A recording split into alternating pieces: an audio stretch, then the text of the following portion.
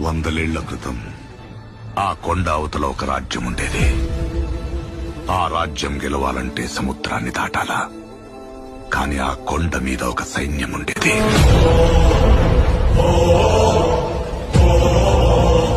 దేశం జల్లెడపట్టి రాజు తెచ్చుకున్న సైన్యం. కులం లేదు, మతం లేదు, భయం అసలే లేదు. వాళ్ళ దైవం ఆయుధం, వాళ్ళ ఆయుధం ధైర్యం.